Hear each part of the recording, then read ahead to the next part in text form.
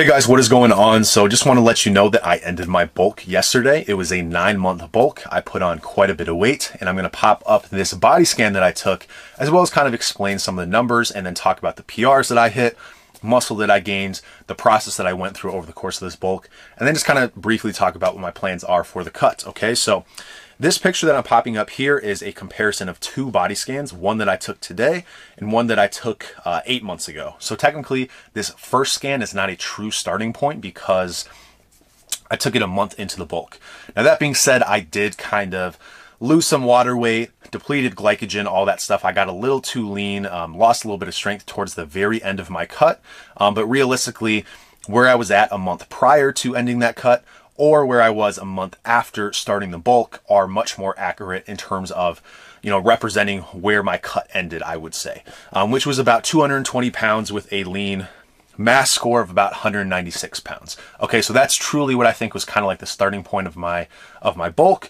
And this end number is a little bit less than it should be just because I ended up getting COVID. I lost some weight. My highest weight was actually 265. So this lean mass number went up about 10 pounds. It could have been slightly more than that. That being said, this is not entirely accurate. Obviously, this is just, a scanner, which has a margin of error, just like anything else. And it gets, more difficult to predict things when you are at a higher body fat percentage. So I would estimate my body fat percentage was probably, at least another % more than this. But I also think that, I lost a little bit of water in the last week or so.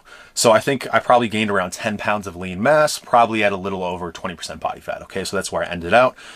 26 pounds of fat mass roughly, and about 10 pounds of lean mass roughly. I think that's actually a really good ratio considering where I'm at. And the numbers that I already had, the muscle that I already had, stuff like that. Okay, so that's kind of the overview. Basically I gained 45 pounds, I would say, over the course of this. Obviously fluctuates depending on which numbers you're specifically looking at the start and the end. And a good amount of that, in my opinion, was lean mass. Now, what percentage of that lean mass is pure muscle? I can't really know. Obviously, I can't just do like an autopsy and figure these things out. These are just estimates. But again, I use this as a tool to basically track where I'm going. Now, another way that I track where I'm going is measuring strength numbers. And obviously looking in the mirror is another one. So I have some progress pictures, some before and afters that I'll show you in a bit. But basically, where did my PRs go? What kind of poundage did I put on to my lifts? Okay, so not a huge lower body kind of guy, but I did put on about, I think like 120 pounds to my deadlift, which is not that crazy considering I didn't really deadlift prior to that. I've had a bad back throughout most of my life. My squat went up probably like 40 pounds. Again, I wasn't doing a whole lot of squatting, wasn't focusing a ton on lower body, even though I was doing some hypertrophy work. I wasn't really doing like heavy compounds all that much. So the main lifts that I was more versed in, that I think I took to another level over the course of this bulk, was my bench press. My bench press max before this bulk was 375 pounds. I just hit 415 pounds yesterday, and that is after taking basically a deload because of COVID. So I added about 40 pounds to my bench. Possibly I might add another like 10 pounds to my bench during the beginning of this cut as I'm still kind of coming back into the gym. I also just hit a 275 pound overhead press, which is a 30 pound PR. So I added about 40 pounds to my bench press, 30 pounds to my overhead press over the course of this bulk, which was 9 months. Gained about, 45 pounds. So I gained about 5-ish pounds per month. So roughly, just over a 500 calorie surplus on average. That being said, I don't track my calories, but that's the rate that I like to do it at. And obviously I'm going to try and lose a lot of fat here since I've accumulated quite a bit. Okay, so strength shot up. Specifically the lifts that I was training went from, what I would consider pretty good numbers to even better numbers. So I'm very happy with that. The muscle that I gained, or the lean mass that I gained, looks to be about 10 pounds. Now we'll see what happens. During my last cut, I was able to retain like all the muscle that I'd built from my last bulk. And I'm hoping to do a similar thing this time around as well. Okay, so obviously I had been using Ecdysterone and Turkesterone throughout this entire process. Now I'm actually taking a break from using those supplements, so I'm not taking Turkesterone or Ecdysterone anymore. I'm just taking a little bit of a break in the initial period of this cut. I also recently was taking Sigma, which is a testosterone booster that Gorilla Mind just released.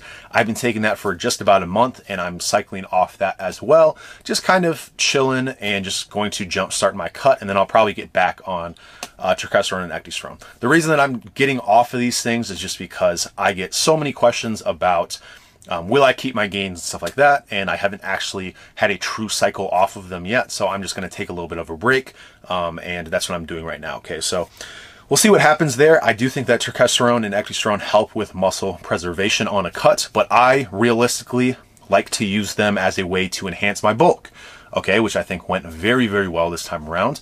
And so I'm just kind of taking a break. Obviously, there's not a lot of like long-term evidence for human use for these things, and as far as we know, they're very safe. I haven't had any issues after being on them for a long time, but I just think it's a good idea to take a break from time to time, and considering I'm not really trying to put on muscle right now, I'm just looking to kind of torch my fat away, I'm just taking a bit of a break. Okay, so that is what happened over the course of the bulk.